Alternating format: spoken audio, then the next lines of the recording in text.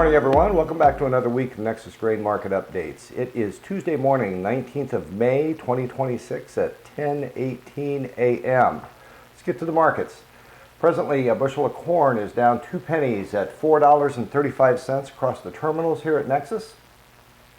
New crop corn is down also 2 cents at $4.56 across the various terminal markets here at Nexus. Soybeans are about steady at $11.37 across the same marketplaces, and new crop soybeans look like they're up about 2 pennies at $11.30. Prices just received here as they stand right now they're down about a nickel in the last 2 weeks.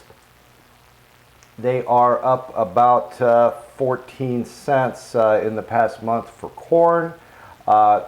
Soybeans right now at the prices just given, looks like they're up about 8 cents in the past 2 weeks and up about 33 cents in the past month. So soybeans have definitely been the long play lately, albeit the old crop soybean market is certainly very thin right now.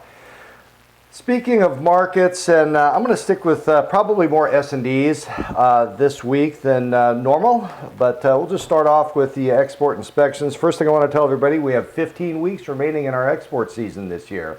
So we're not quite to the last quarter of our export market season. And you've probably heard these numbers by now, but I do have some comments I'd like to make. 53.4 million bushels of corn was packaged up and shipped out of the country. Soybean number was 17.8. That corn number was right at the top end of the trade range. Bean numbers close to the bottom of the trade range. The pace we're on is what I tend to stick with more than just the raw number themselves. The pace we're on right now, we're about 6% above pace to hit our export number of 3.3 billion.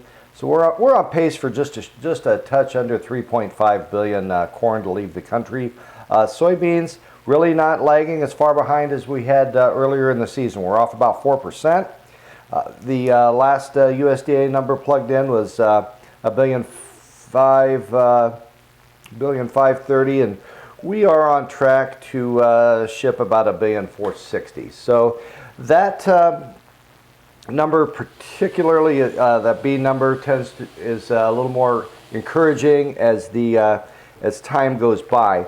Export sales are a little bit tighter. We're only about 3% ahead of pace for corn and about 2% below pace for soybeans.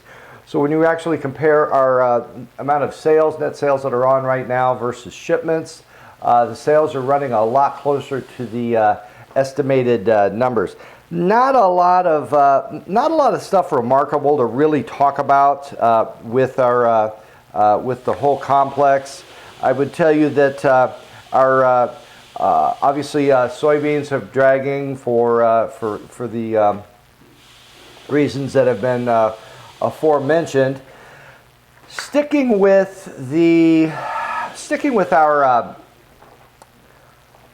our S&Ds, I did do a bit of a weather study here the past couple of days, and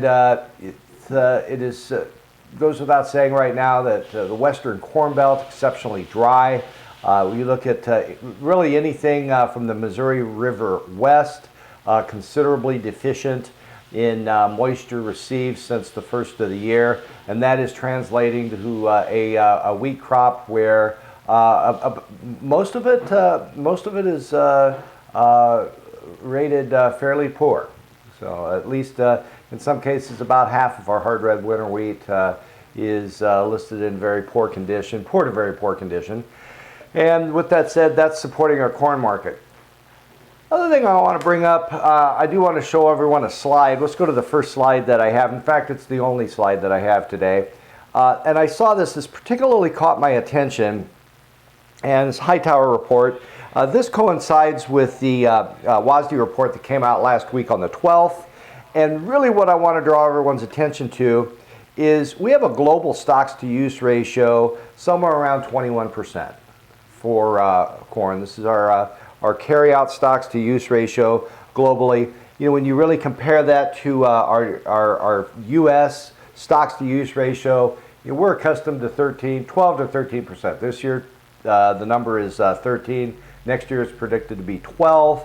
Again, globally, we're somewhere around 21. There's reasons why that number tends to be considerably higher. We have an exceptionally well developed storage, transportation, and usage infrastructure in the United States. We simply don't have to keep these amount of stocks laid up for a rainy day, so to speak.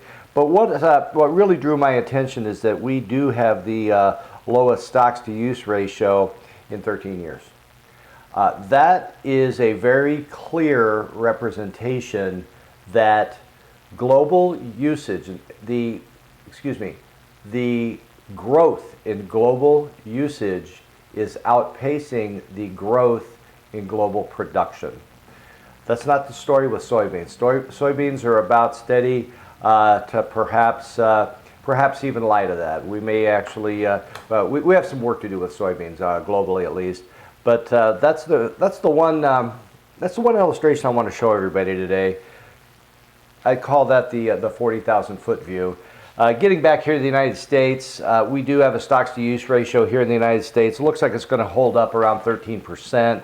We're going to check out this year around 2.1 to 2.2 billion bushels of carryout, and that's why you're seeing new crop corn trading right now 20 cents a bushel greater than old crop corn. Not necessarily that the market is anticipating that the value is going to be greater. It's that of the entities that have to pay the cost of carry, the market is willing to pay 20 cents of that. That's really the interpretation of that and how that should be looked at.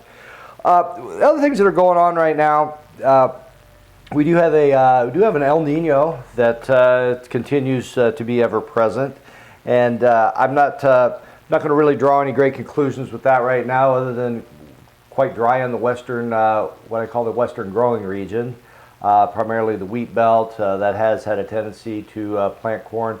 We simply can't put enough corn under a pivot if it's not raining to get enough water on the ground. So certainly irrigation, as great as it is a supplemental source of water.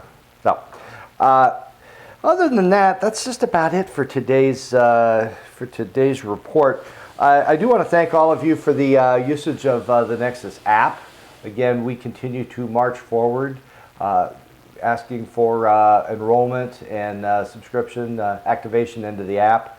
We do have a remarkable group of people that have been working tirelessly to learn the app, teach the app. It's an exceptionally strong tool. I thank everyone for getting behind this and putting the work in. So with that said, I thank you for your business. We'll see how our crop's shaping up. Looks like we're in for at least 6 to 10, maybe 14 days of warm weather. And we'll watch this corn come up, and gives everybody a little better attitude when the corn looks great. So stop in, see us. We'd love to see you. Thank you. Goodbye.